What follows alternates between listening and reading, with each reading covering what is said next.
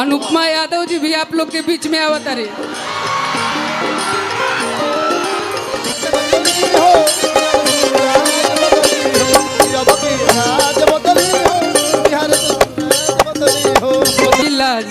जहानाबाद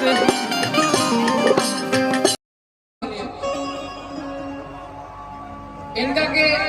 हम एक ही बात कह सकता नहीं खाली कि तू कसो चला के छोड़वा तो मर जाई कि प्यार में हद से कुछ कर जाए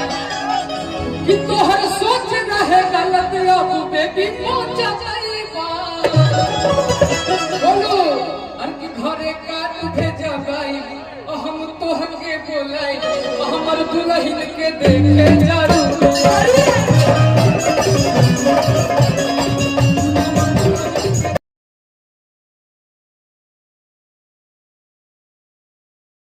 पर डांस कर रहा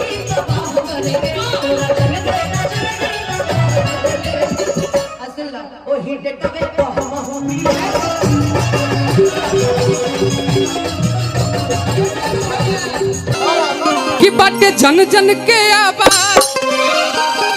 कि अब की पार्टी जन सूरज बदल के अरे आगाज बदली हो तैन के मैं उन शीशा